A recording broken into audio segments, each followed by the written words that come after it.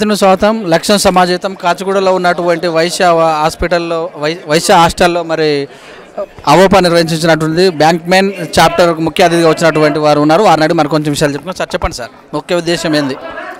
సాధారణంగా ర్యాంకర్లకి ఎందుకు మెడల్స్ కానీ ప్రైజెస్ కానీ ఇవ్వాలి అంటే, ఒకటి వాళ్ళు అంతవరకు చేసిన హార్డ్ వర్క్ని ఎంకరేజ్ చేసేందుకు. అయితే అంత మాత్రమే ఉండదు, దాంతోపాటు వాళ్ళకి తెలియదు, ఆర్గనైజర్లకి తెలియదు. అదేంటంటే వాళ్ళకి ఒక రెస్పాన్సిబిలిటీ కూడా ఇవ్వడం.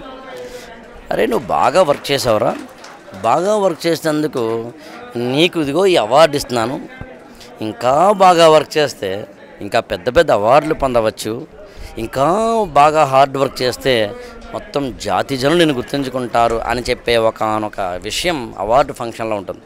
ఇవాళ అవోపా వారు వారి యొక్క బ్యాంకర్స్ చాప్టర్ వారు కొంతమంది ఐఐటి కానీ, జేఈ కానీ, ఎంసెట్ కానీ, ఇతరత్ర ఆల్ కాంపిటేటివ్ ఎగ్జామినేషన్స్లో ముఖ్యంగా ఆఫ్టర్ ఇంటర్మీడియట్ 10th క్లాస్లో ఉన్న వాటికి సంబంధించి అవార్డులు ఇవ్వడము అనేది నిజానికి ఎందుకు ఇవ్వాలి అంటే, మన యొక్క గ్రూప్లో మన పిల్లల్లో కొంతమంది కనుక గొప్ప స్టేజ్కి వెళితే వాళ్ళు ఇంకా మరింతగా నెక్స్ట్ జనరేషన్స్కి ఉపయోగపడతారు అన్నది ఉద్దేశం. సో అలాంటి ఉపయోగపడే ఒక కార్యక్రమం ఇవాళ జరిగింది. అందరికీ కంగ్రాచులేషన్స్ అండ్ ర్యాంకర్స్కి ఆల్ ద బెస్ట్.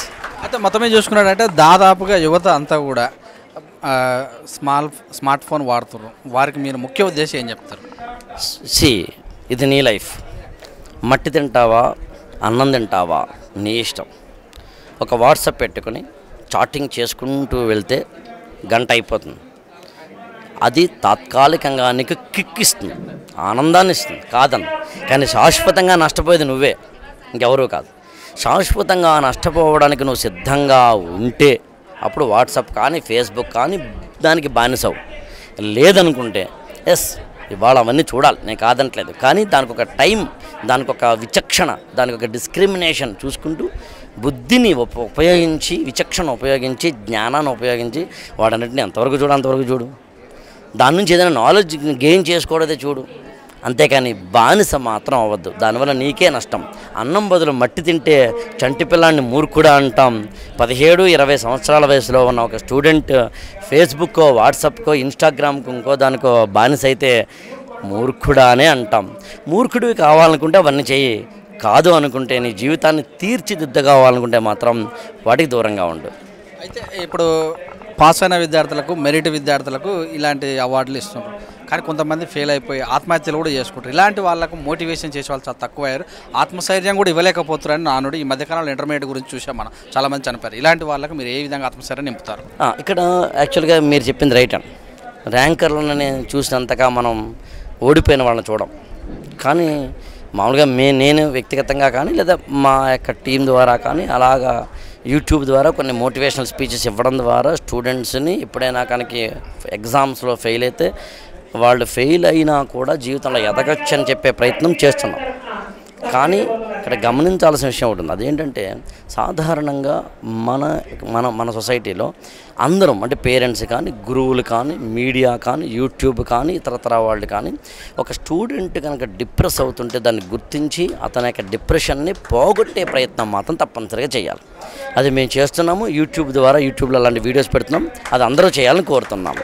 ఇంకా స్టూడెంట్గా మీరు ఒక ఓటమి వస్తే కంగారు పడకండి. ఒక ఫెయిల్యూర్ అనేది నిజానికి ఒక విండో క్లోజ్ అయ్యిందంటే అర్థం ఒక డోర్ ఓపెన్ అవుతుందని గుర్తుంచుకో. ఇప్పుడు కూడా వేళ పాడలేదు కుర్రాళ్ళాటకు, ఓడే మాట లేదు ఆడేవాళ్లకు, ఏది గెలుపో ఏది మలుపో తెలియనంత వరకు ఇదే ఆట మనకు. జీవితంలో ఎండింగ్ ఉండదు. ఇలా వెళ్తుంటే ఎండింగ్ ఉండదు, బెండింగ్ మాత్రమే ఉంటుంది.